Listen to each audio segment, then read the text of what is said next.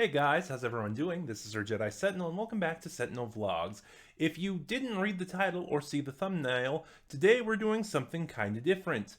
So last year, about a couple months ago, I watched the Chucky TV series. And if you didn't see my review, link in an annotation above and in the description box below, I really liked it. But that was my first exposure to Chucky, so to speak. And everything else I knew from reading wikis and plot synopsis and stuff. So that's where I'm at, because I am kind of a wimp when it comes to horror. But I finally decided to bite the bullet and work on that. I can do horror TV because the censorship standards for TV are a little bit stricter than movies. Like, some stuff in TV you can do on movies, but some stuff in movies you can't do on TV. So it was a little bit easier for me to get into horror on TV. But like I said, I'm kind of working on that, and in order to not be such a wimp, I decided to buy the box set of all 7 movies, and I watched them, and I had a lot of fun. And since I'm not going to dedicate a review video to each one, I thought it would be fun to just rank them like this. Everything you're going to see is my own opinion as I rank all 7 movies. I will not be including the 2019 remake of Child's Play, for the simple reason of I haven't seen it. It was on Hulu, and by the time I finally found the courage to watch these, by the time I finally found the courage to watch these, it was pulled from Hulu. So that's it on that. I haven't seen it. Like I said, everything is my own opinion, so if you disagree, that's great. And without any further ado, I think we can just get started. So, starting us off at the bottom of the list, number 7, Child's Play 3. This is the movie that even series writer Don Mancini has said is the weak one. Personally, I think that's due to a rushed production schedule. After Child's Play 2, a sequel for Child's Play 3 was immediately greenlit, and I believe it was released only 9 months later. So, as I just said, I think most of this can be chalked up to rush production, and it kind of shows. For one thing, Child's Play 3 is my least favorite Chucky design. You can, as you watch these, and especially if you watch these back to back like I did, you can kind of pick up subtle differences between the Chucky dolls, especially in that original trilogy. And then, of course, the later movies have such big gaps between them that, of course, they made new dolls.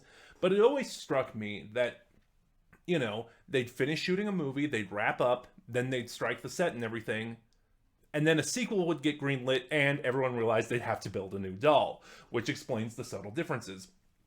As I said, Child's Play 3 is my least favorite Chucky design. Or one of them, at least. We'll get to that one, because, the other one I really don't like is in a movie that I otherwise really enjoy. But there's just something that doesn't seem right about this doll. I think it's the eyes. Like, the eyes are too big, they're spaced too far apart on the head, and then the irises and the pupils are really small. So this doll looks really off. On top of that, the puppetry here is really basic. It's a massive downgrade from the phenomenal puppetry in Child's Play 2. And even Brad Dourif kind of seems to be phoning this one in. Except for those moments, which unfortunately are few and far between in this movie, where Chucky gets really maniacal and ranty and insane, which is when Chucky is the best. Yeah, in those quieter moments, he really just seems to be phoning it in. And on top of all that, this movie's really boring. It's so dull. Like, the climax at the amusement park is great, but that's the last quarter of the movie. The first 3 quarters of it, it's such a chore to get to it because it's just so boring. And part of that is it's really predictable. Like, it got to the point where you could tell what was going to be a fake out jump scare versus an actual scare. Yeah, I can see why. I mean, I'm sure Don Mancini does like this movie, but I can see why he calls this the weak one. Number 6, Bride of Chucky. So I'll get the pros out of the way, because like Child's Play 3, the cons outweigh the pros here. This movie introduces Tiffany Valentine, Chucky's girlfriend, and of course later wife, played by Jennifer Tilly. Now, if you didn't see my review of the series where I talked about it, or if you didn't see the thumbnail, which I had an obvious inspiration, Tiffany is my favorite character in the series. I love her, and Jennifer Tilly is easily the best thing about this movie. This is also where the franchise kind of started to veer more into horror comedy with a little bit of meta humor. The next movie gets way more meta humor, and I found most of the comedy kind of fell flat. There was a couple things that were funny, but compared to Child's Play 2 and even Child's Play 3 a little bit, and compared to the later movies, a lot of the humor here just didn't quite land with me. The movie is also really, really 90s.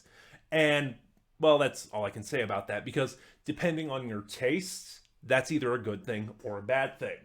Now, I was born in 94, and despite that, just as an example, I love 80s aesthetics. I love 80s themes. I love 80s designs, colors, music, etc. Not a big fan of the 90s, because the 90s were trying to be gritty and edgy. And there is a little bit of that in Bride of Chucky, among other things, but like, there is a very, very stereotypical gay character that just, that did not age well at all. And when he finds his friends and Chucky and Tiffany, he gets hit by a semi-truck in one of the most 90s scenes in this movie. And there's a lot of things like that throughout. Like, Chucky blows a guy up, and it's all done very 90s. Ooh, this is the introduction of scarred Chucky, which I'm not a big fan of. I think making him look like that, you just lose something. Because one of the things that made Chucky effective is that he could just pose as a doll. He could just quote unquote drop dead and pose as a doll. Here, because of his scarred appearance, even though he does a couple times, he can't really do that. I think the best way to explain it is, I think it was done in an effort to make him scarier, and instead it had the opposite effect. I just lost my train of thought. I also think across all the movies, Bride of Chucky has the worst leads. In Child's Play, you had Karen Barclay. In Child's Play 2 and 3, you had Andy Barclay. Then you have Bride of Chucky, which I'll talk about in a moment. Seed of Chucky, it's Jennifer Tilly. We're going to talk about that. And then Curse and Cult of Chucky, it's Nika Pierce. The leads in Bride of Chucky are so bland and forgettable. I don't even remember their names. I only remember that one of them is Katherine Heigl, before she got really famous and incredibly difficult to work with. But yeah, that is one of the weaker. Like, Bride of Chucky has the worst leads in the series. I also think, thinking about it now out loud, that they're not even supposed to be the leads. Like, the way this is framed, it's almost like Chucky and Tiffany are our protagonists. Not in that they are the good guys. Oh no, they are obviously not. But that in that they are our POV characters. This movie also has the same problem that Child's Play 3 does, in that it's really slow to get going. But the ratio is much smaller, whereas with Child's Play 3, the first 3/4 of it were really dull and boring, with a really good last quarter. Bride of Chucky, it's the first half that takes forever to get going, with, the last half being really good. Also, like, the biggest thing for me out of all the issues I've had, the biggest one is that I can't believe I'm going to make this comparison. Bride of Chucky has the Batman Forever problem, where, like with the Tim Burton and Joel Schumacher Batman films, Batman Forever, it starts veering in this campier, more comedic direction, but it's held back by the fact it's still trying to take itself seriously. Bride of Chucky is the same way. It's leaning towards a sillier, goofier, more comedic direction, but what's holding it back is that it's still trying to take itself seriously. Before we just jump right into it, I want to say that number 7 and number 6 are the only movies in this franchise I don't really like. From here on out, the last 5 movies I actually enjoy tremendously. Also, number 5 and number 4 are really close in terms of my ranking for them. Like, they're only a hair apart. They're practically tied. Like, if I did this any sooner or any later, my thoughts could have changed and I might rank these two differently. But as it stands right now, number 5, Seed of Chucky. So this one is really infamous. A lot of people, a lot of general audiences consider this the worst movie in the series. In the Chucky fandom, it seems this movie is much more divisive, with people either really liking it or really hating it. And I fall into the former category. I really like this movie. Again, what I said with Bride of Chucky, it has the Batman Forever problem where, it's trying to be goofier, but it's still taking itself seriously, which is where it fails. Seed of Chucky, like Batman and Robin, has none of it. So, all pretense, all context of seriousness is gone. And I would say Seed of Chucky is probably the funniest movie in the franchise, and it is really entertaining. Um, Except when it goes too far, which before I get into that, I will say it's probably also the goriest movie in the franchise. Um, but like I said, it's really funny, except for except for the couple scenes where it goes too far. But there's a reason for that because, well, first of all, if you look at Chucky's child, Glenn or Glenda, that's an obvious Ed Wood reference. But more than that, Seed of Chucky is a tribute to John Waters movies and the genre John Waters pretty much pioneered trash cinema. In fact, there's a major character in this movie played by John Waters, which makes the tribute all the more obvious. And so, like, a lot of the thing is with trash cinema, a lot of it depends on shock and gross out humor, which I am not a fan of. And when the movie does veer towards that, yeah, you kind of lose me a little bit. I'm not a big fan of that. This is probably the least scariest movie in the series, but like I said, the humor makes up for it. There are so many great moments. Like, now realizing they have a kid, Tiffany starts treating serial killing like an addiction. So she's trying to 12-step program it.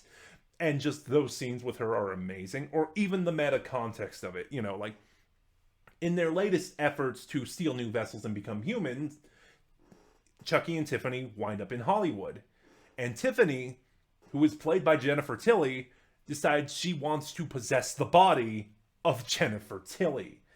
And there's a lot of tongue-in-cheek moments like that. It's not the scariest movie, not even close. But if you decide to watch it, you'll definitely be in for an entertaining time. Number 4, the original classic, Child's Play. So, this is a movie that obviously started it all. It's got a very high regard in the fan base, and I can see why. It's great. There's a couple of things that hold it back for me, but and I guess I'll start with those. First, Alex Vincent as Andy Barclay. Alex Vincent is actually mostly really good. He's one of the better child actors I'd seen. Interestingly, more nowadays, because he's stepped away from acting so long, coming back, he's a little more wooden, but he was really good in the first 2 movies. My main issue with Alex Vincent in the first movie isn't even Alex Vincent. Like, I think he's really good, especially in the scene after he'd been committed to the asylum and he sees Chucky breaking in and the breakdown he has. That's such a heartbreaking scene. But the big issue I have with Alex Vincent in this movie is that Andy is supposed to be 6. Like, the movie starts with his 6th birthday. He doesn't have a party. And the problem is Andy is written way younger than 6. Like, some of the things he says and does, a toddler would do, not a 6-year-old. Also, I honestly think this movie is Brad Dourif's weakest performance as Chucky.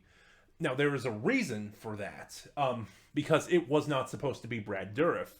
I looked into this very briefly, so I don't have all the information as to what exactly happened, but Brad Dourif was also committed to another movie while this one was being made. Some sci-fi movie. Again, I apologize, I forget the name.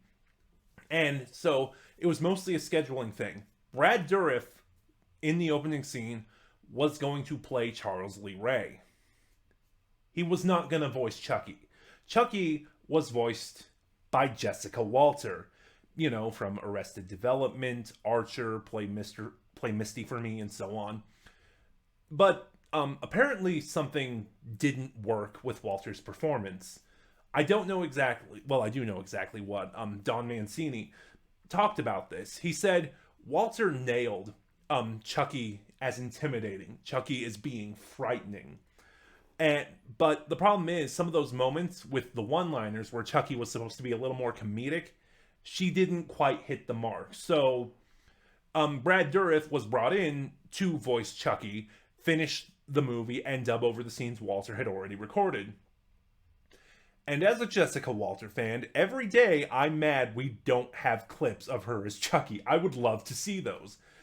But yeah, that's why I think this is Dourif's performance, because he was brought in part way through the movie almost being done and basically had to fill in. Like, the Chucky we know and love would come in the later movies, but here he's not quite there yet because he had to come in not quite last minute, but you know, and basically fill in for someone else. But other than that, this movie is great. Like, I don't think Catherine Hicks as Karen Barclay gets enough love. Like, for me, in my opinion, she absolutely carries this movie. She is the best thing about it, and it's a good movie. I feel like the way I started with criticizing it, I feel like it didn't come across how much I like this movie. I like it a lot. And I really like the sense of atmosphere here and the sense of build-up. Like, this is a 90-minute movie. Actually, they're all 90-minute movies. But, excuse me, been talking a while. But, there's this really good sense of build-up. By the 45-minute mark, you know, halfway through the movie, you still haven't seen Chucky yet. You know, despite what director Tom Holland, no, not that one, wanted. You know, he originally wanted it to be a 2-hour movie, and he wanted Chucky to have much more screen time. But Don Mancini and producer David Kirshner kind of vetoed that, and they edited the movie down to 90 minutes and cut out most of the Chucky footage. At least, I assume, from the front half. For the better, because that's one of the things, going back to it now, that made Bride and Seed so weak in terms of scares, is because so much screen time is dedicated to Chucky. Like, here, having him from the sidelines, here not seeing him until a really well done, really frightening reveal, it's so much more effective. And I can see why this movie had the staying power that it does. Number 3, Curse of Chucky. So this one's kind of interesting because from what I've seen, it's fairly divisive in the fandom. People either don't like Curse of Chucky or they only like it okay. Personally, I really enjoy this one. So in kind of the reverse of what I did with the weaker movies that I didn't feel strongly for, you know, where I listed the pros first and then got into the cons of why I didn't like them, I'm going to list the cons first and then I'll get into the stuff I enjoy. So, you know, I said when I started this countdown, Child's Play 3 was my least favorite Chucky design. Or I said it almost was. It was tied with another one. Curse of Chucky is that other one. Excuse me. First of all, this doll is freaking massive. Like, there is a child character in this. I believe her name is Lucy. And every time she picks the Chucky doll up, it's as big as her. Like, this thing is huge. The other thing is, I feel like the face is all wrong. I'm sure this is just me, but like the face doesn't look right. And again, like Child's Play 3 Chucky, I think it's all in the eyes. Like, the eyes are too small. Like, the eye to face ratio is way off. and they are really close together. Um, we also see that this is kind of a ruse. You know, Chucky is wearing a fake face because underneath is scarred Chucky, which I've already talked about not being a fan of. But I will say the way they tone it down a little bit, scarred Chucky here is so much better. Like, I think because of how much more subtle it looks compared to Bride and Seed. But like the other thing I'll say is that, you know, whenever Chucky gets really mad or he drops the good guy disguise, he kind of has this angry, snarling expression. And, you know, early on, when Chucky, or about halfway through the movie, when Chucky kills the nanny, it looks like that particular doll, this is before he drops the disguise and reveals his scarred appearance. It looks like it's trying to do the Chucky snarl, but it's just not working right.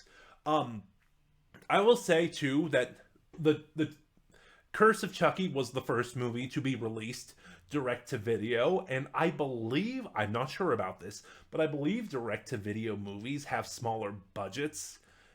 And this one really wears it on its sleeve. It's not all bad, but there are shots where you can tell, you can see the direct to video quality or the direct to video budget. Like, there's a shot of Chucky coming down the stairs, and you can tell it's the physical actor they use in some of the faster stuff where Chucky needs to move really fast or something, and you know they can't do it with the puppet. There's also another shot of him coming down a staircase that, despite Don Mancini's insistence that Chucky be practical, looks like CGI, and it's so bad. The other thing I'll get out of the way really quick with this movie is the tone.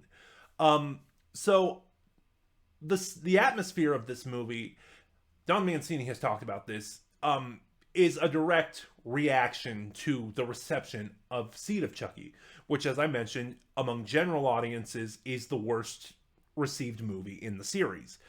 So he wanted to, Don Mancini said he wanted to veer away from the horror comedy and the black comedy and the meta humor and just do straight horror.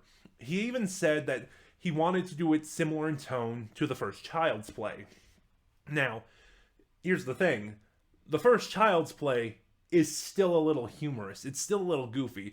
Not to the extent of, you know, Child's Play 2 onward, but it's still got some humor. So in that regard, this movie kind of plays it too straight. Which, you know, I'm fine on, but it's like, it kind of feels like Mancini was kind of embarrassed by the earlier movies. I'm sure he's not. Like, I'm not saying he would be, but that's the impression I get from that interview where he talked about it. That being said, let's go on to all the reasons why this movie is great and why I love it.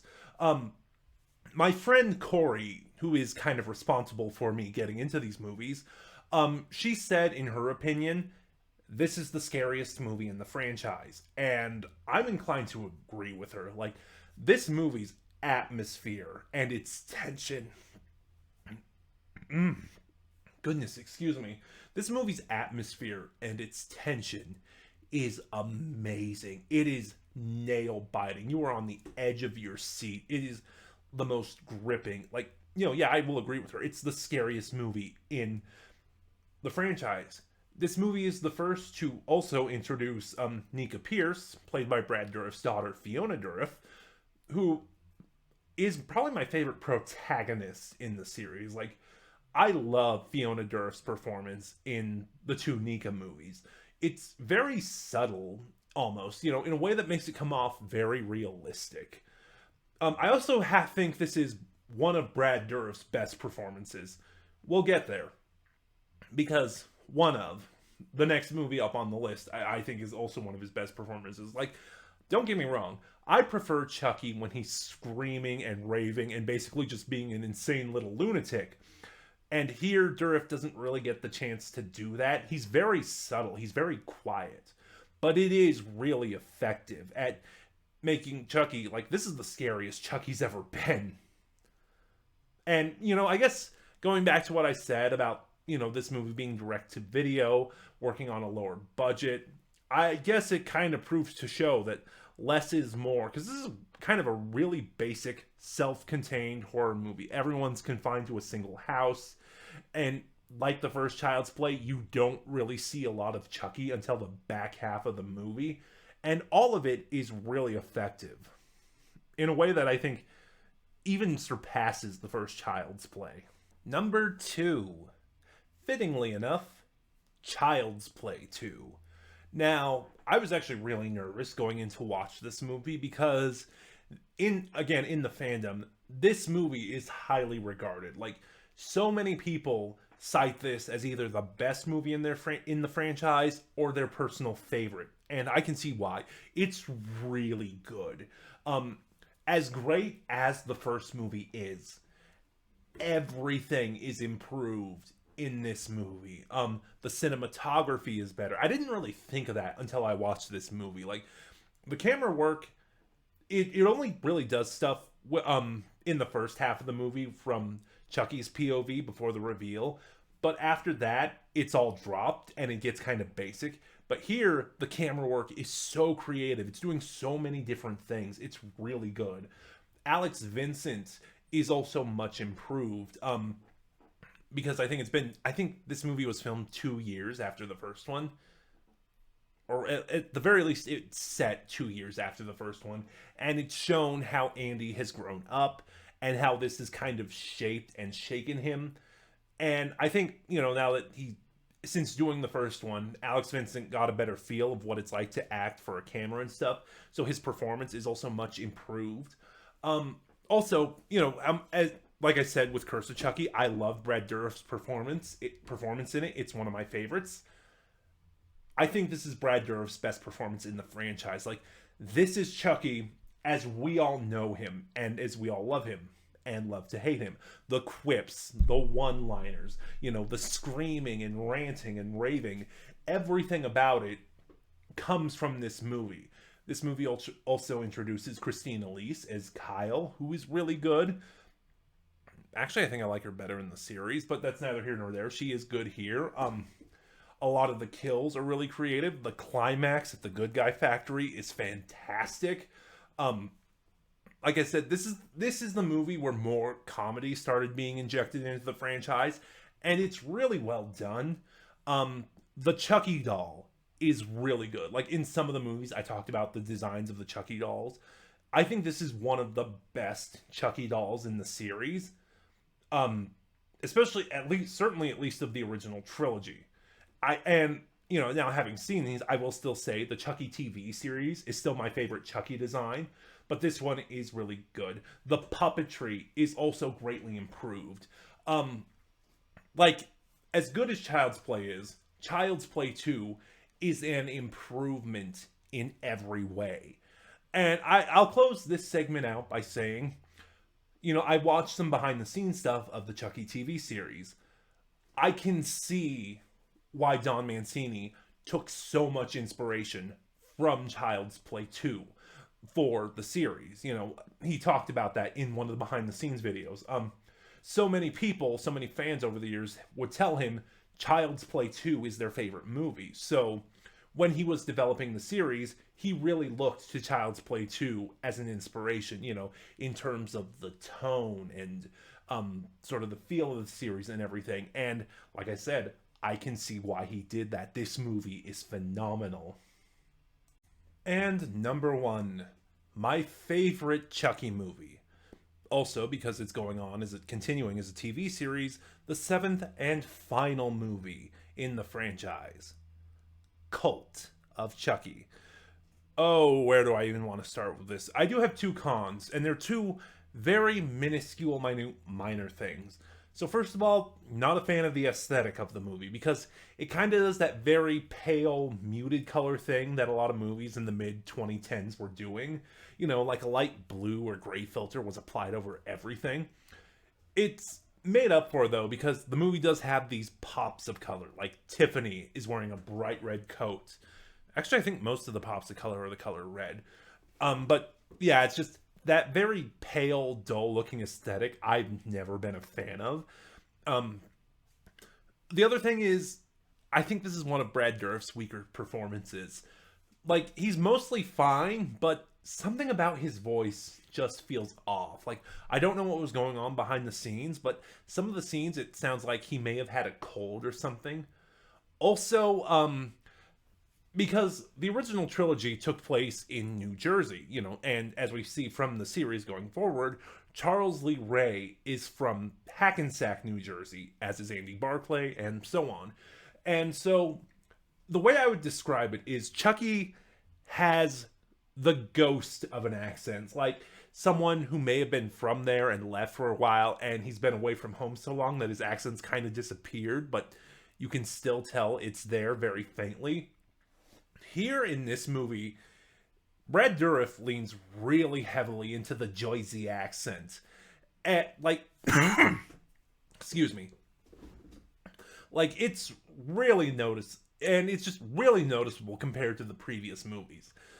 Other than that, this movie is fucking amazing.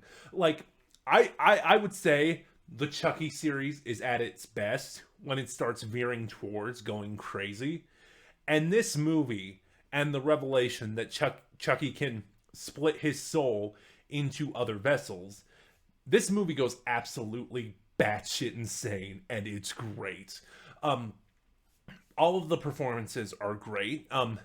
Jennifer Tilly is really good. As much as I love Tiffany, I think for what little screen time she has, Curse and Colt handle her so much better than Bride and Seed do. And like, she's so much more menacing and intimidating, which carries over into the series. Even with her greater screen time, she's still fantastic. Nika is really good once again. And actually, I will say this. I think Cult of Chucky has the best side characters. No one's a cardboard cutout, and no one's a caricature, like, or anything.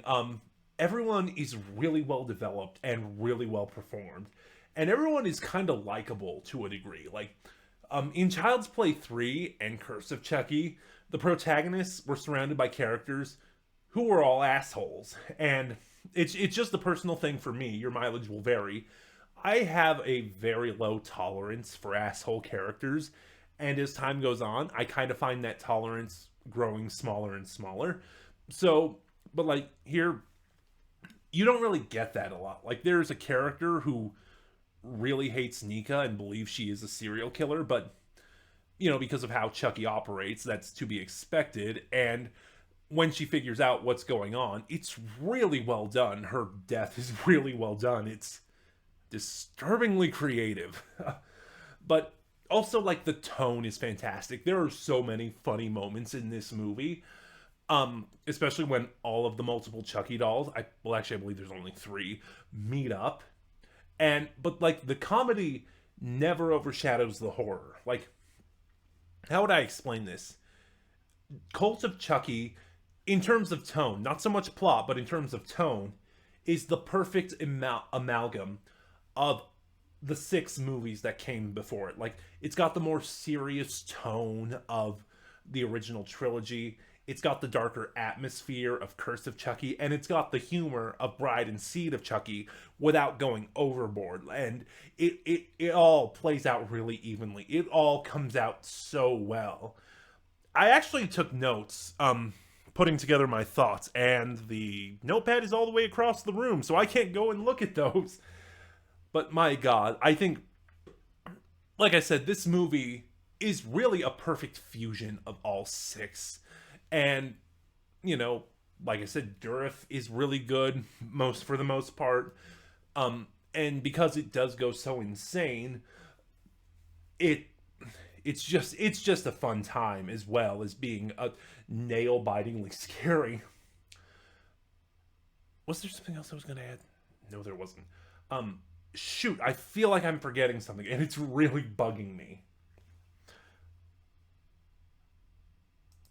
So yeah, I really don't think there's a better way to end things than saying that Cult of Chucky is my favorite movie in the series. And that was my ranking for the Chucky movies. What are yours? Have you seen them? Share your thoughts in the comments below. And remember to like, comment, subscribe. Click the bell next to subscribe to get notifications when I upload. And in the description box below, you'll find the link to my Twitter, where you can follow me and get updates on the channel. This is Sir Jedi Sentinel, and I'll see you guys next time.